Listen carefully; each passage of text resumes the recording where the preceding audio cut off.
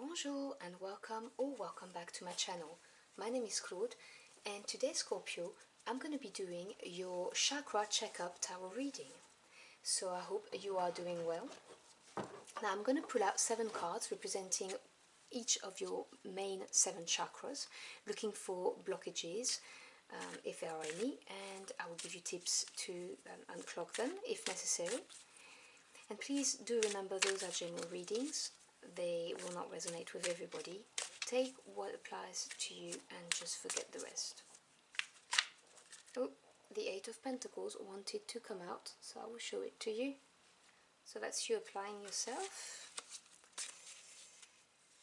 Okay, let's see what we've got for my Scorpio Aquarians.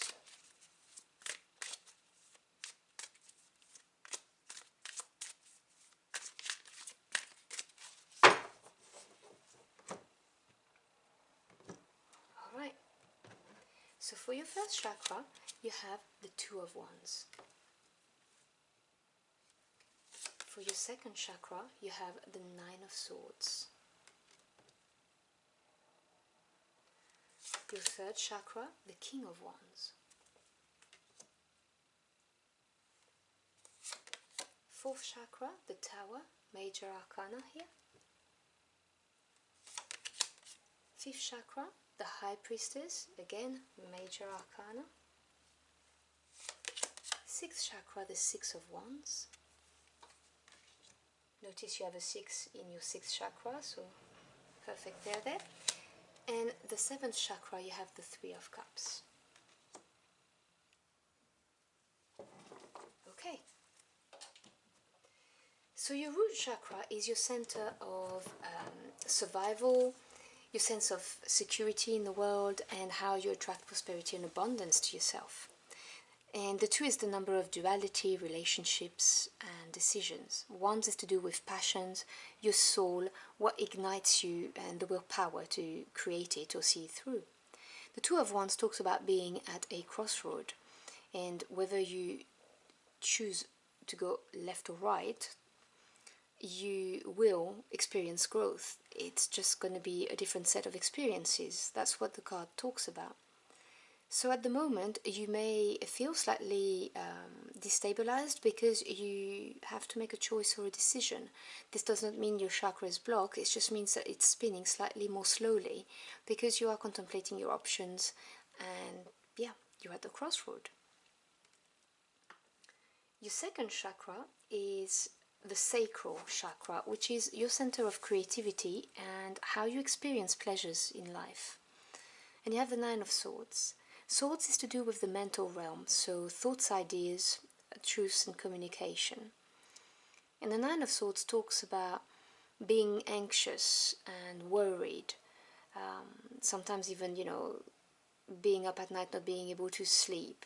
So it talks about a blockage in this energy center. It talks about you not allowing pleasure in your life. You may be focused on work a lot, or this decision may be so encompassing and so big for you that it's kind of blocking your creativity, or it's blocking you experiencing the pleasures of life. You're all up in your head. The next chakra is the Solar Plexus chakra, which is your willpower and your physical energy. It's like an energy center for you.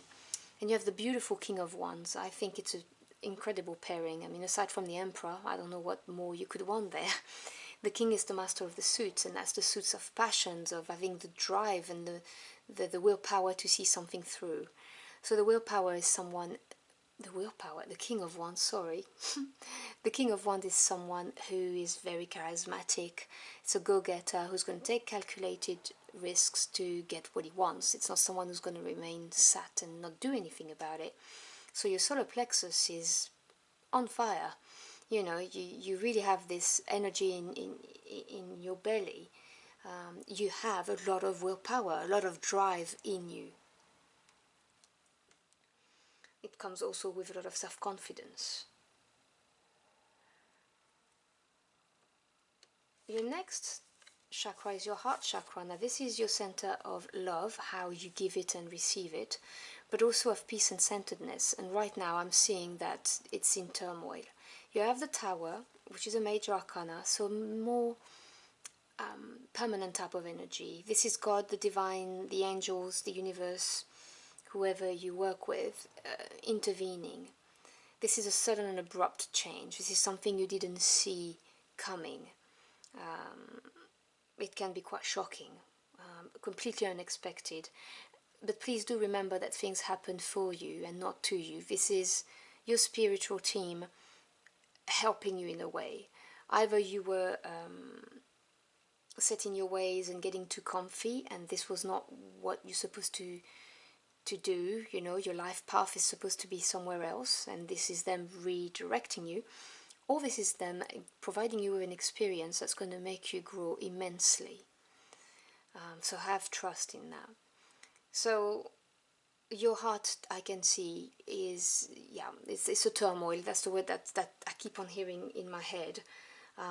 Probably to do with that decision that you're having to make. And it's unsettling. The next chakra is your throat chakra. This is your communication center, so how you speak and express yourself, but also how you listen to others. It's your capability of expressing your truth and what your needs are. And you have the High Priestess. Now this is the ultimate card of trust your intuition. It's also a wisdom card. She gains wisdom from channeling messages from the spiritual world into the physical world. So she listens to her gut, to those messages that she gains. And this is telling you to do the same. You will know what the right thing to say is the message I'm hearing. Knowing when to speak and what to say. The energy is flowing very nicely in your heart chakra as long as you are in touch with your intuition.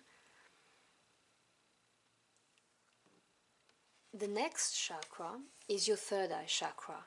Now this is the center of how you see the world, both with your physical eyes, but also with your third eye, which is located between your eyebrows. And you've got the Six of Wands. Now wands, as I said previously, is to do with passion and willpower to get something done. It's fire energy. And the 6 is the number of harmony after having overcome some challenges. It's a triumphant card, you know, success, victory. You can see it. He's at the top of the mountain. He's got the wreath, and he's got his wand and the world in his hand. So this is a triumphant card, and this shows how you see the world.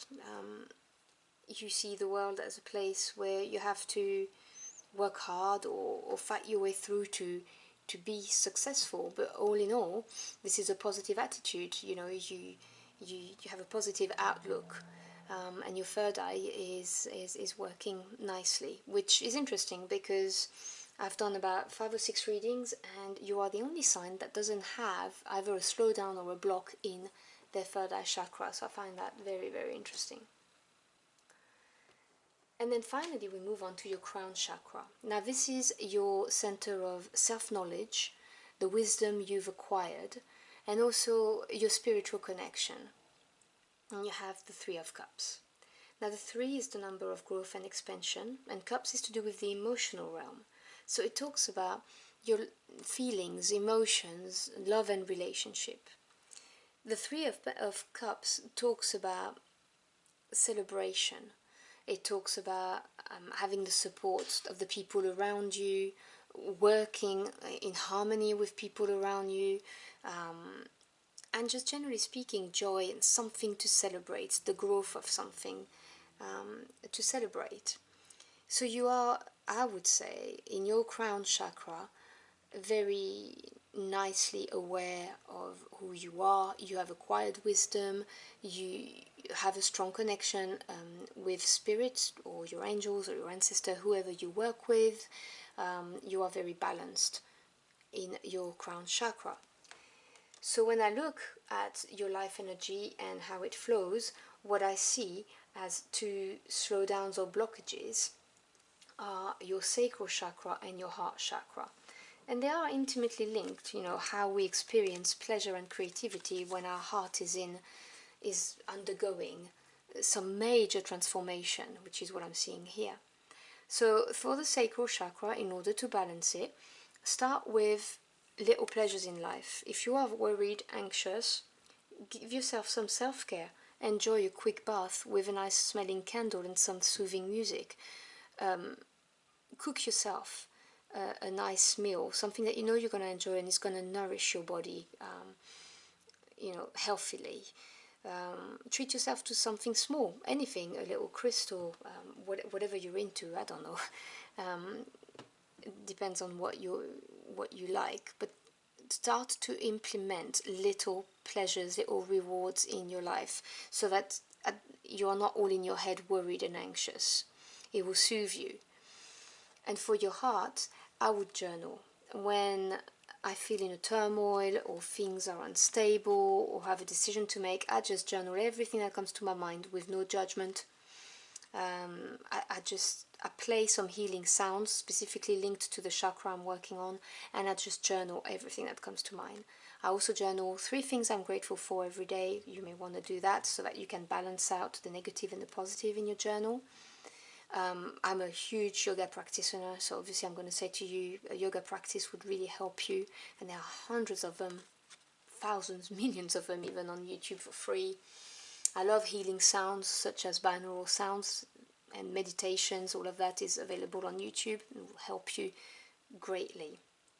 Also, in order to appease your heart, contact with animals may help you. I find that it helps me a lot. Or walking in a forest helps me a lot. Just being in contact with nature and animals, because they are authentic energies and they're really good for soothing the heart. So that's what I would say to you when it comes to working on those knots that you have. I'm now going to pull out 3 crystal cards, and you may choose which one is yours so that you get a more personal message. You can choose the 3 of them if you want, but it's just to give you something a bit more personal. So let's see what we've got.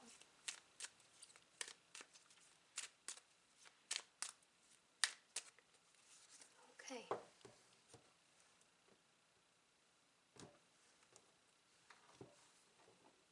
So there's your first crystal, your second crystal, and your third crystal.